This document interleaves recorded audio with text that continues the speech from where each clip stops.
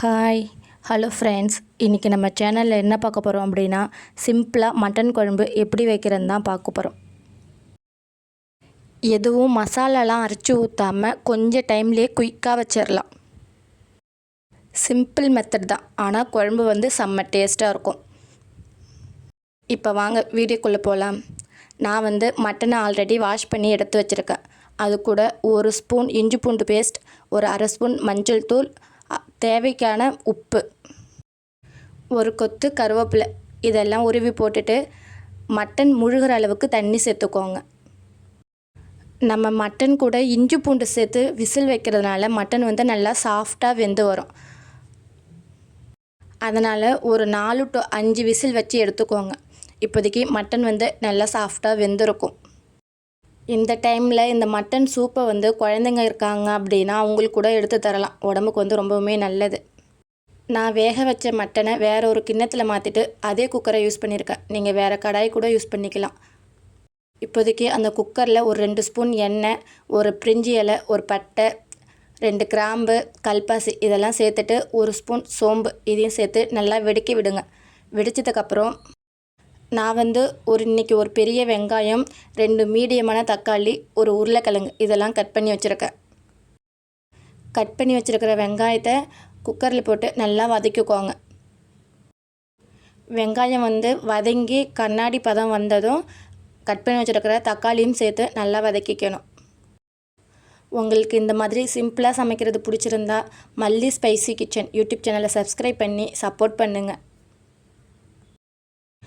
வெங்காயமும் தக்காளியும் சீக்கிரமாக வதங்குறதுக்கு 1/2 ஸ்பூன் மஞ்சள் தூள், 1/2 ஸ்பூன் உப்பு இதெல்லாம் சேர்த்து வதக்கிக்கிறேன். ஆல்ரெடி மட்டன் வேகிறதுக்கு 1 ஸ்பூன் உப்பு சேர்த்துருக்கேன். இது வெங்காயம் தக்காளி வதங்கிறதுக்கு மட்டும் இந்த உப்பு சேர்த்து வதக்கிக்கிறேன்.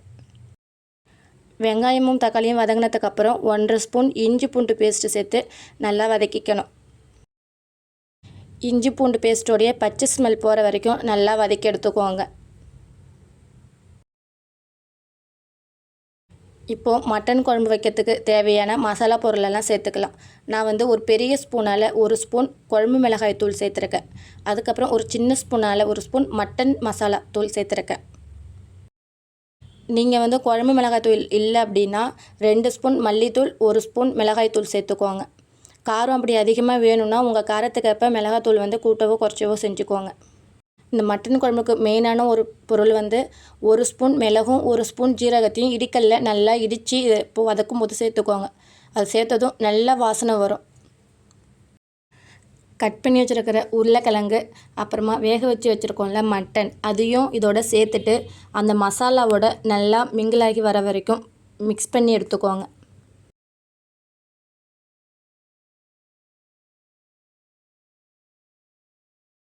ரெண்டு நிமிஷம் இந்த அளவுக்கு நல்லா கலந்து விட்டதுக்கப்புறம் ஆல்ரெடி வேக வச்சுருக்கிற மட்டன் தண்ணி, அதுக்கப்புறம் நமக்கு குழம்பு எந்த அளவுக்கு தேவையோ அந்த அளவுக்கு நார்மல் தண்ணி ஊற்றி ஹை ஃப்ளேமில் வச்சு கொதிக்க வச்சு எடுத்துக்கோங்க. மட்டன் ஏற்கனவே வெந்துடுச்சு. நம்ம இப்போ எதுக்கு கொதிக்க வைக்கிறோம் அப்படின்னா, இப்போ போட்ட உருளைக்கிழங்கு வேகிறதுக்கும் மசாலா போட்டோம்ல அதோடைய பச்சை ஸ்மெல் போகிறதுக்கு மட்டும்தான் கொதிக்க வைக்கிறோம். ஒரு 5 நிமிஷம் ஹை ஃப்ளேமில் வச்சு எடுத்துக்கோங்க. குழம்பு கொதிக்கும் போது வீடே நல்லா மட்டன் குழம்பு வாசனையாக இருக்கும். இந்த குழம்பு கொதிக்கும் போதே மட்டன் இன்னுமே நல்லா சாஃப்டாக வெந்து வரும். அந்த அளவுக்கு நல்லா குழம்பு கொதிக்க வச்சு எடுத்துக்கோங்க. குழம்பெல்லாம் கொதிச்சதுக்கப்புறம் ஃபைனலாக இதுக்கு ஒரு தாளிப்பு கொடுக்குறோம். மட்டன் குழம்பை பொறுத்தவரை கடைசியில் தாளித்து ஊற்றும் போது தான் அதோடைய வாசனை டேஸ்ட் எல்லாமே சூப்பராக இருக்கும். தாளிப்பு கரண்டியில் 2 ஸ்பூன் எண்ணெய், 1 ஸ்பூன் கடுகு, 1 கொத்து கருவேப்பிலை உருவி போட்டு வெடித்ததும் பக்கத்தால் கொதிச்சுட்டு இருக்கிற குழம்போட சேர்த்துக்கோங்க. ஒரு முறை நீங்கள் இந்த மாதிரி ட்ரை பண்ணி பார்த்துட்டு எப்படி வந்ததுன்னு சொல்லி கண்டிப்பாக கமெண்ட் பண்ணுங்கள். சிம்பிளாக இருக்கும், அதே சமயம் மட்டன் குழம்பு செம்ம சூப்பராக வந்திருக்கும். தாளிச்சதுக்கப்புறம் குழம்புல ஒரு கைப்பிடி கொத்தமல்லி தழை தூவிட்டு நான் ஏற்கனவே ஒரு 1/2 மூடி தேங்காய் கூட 1 ஸ்பூன் சோம்பு போட்டு அரைச்சி வச்சுருக்கேன். அதையும் இந்த குழம்போட சேர்த்துக்கோங்க. தேங்காய் விழுதையும் சேர்த்துட்டு ஒரு 2 நிமிஷம் அடுப்பில் வச்சுருந்து இறங்கிக்கினீங்க அப்படின்னா நம்ம சிம்பிளான மட்டன் குழம்பு ரெடி ஆகிடும். இந்த குழம்பு வைக்கிறதுக்கு மெயினான 2 விஷயம் 1 ஸ்பூன் மிளகு 1 ஸ்பூன் ஜீரகம் சேர்த்து இடித்து சேர்த்துக்கிட்டோம்ல, அதுவும் ஃபைனலில் தாளிப்பு கொடுத்து இறக்குனா மட்டன் குழம்பு நல்லா வாசனையாகவும் இருக்கும், அதே சமயம் டேஸ்ட்டாகவும் இருக்கும்.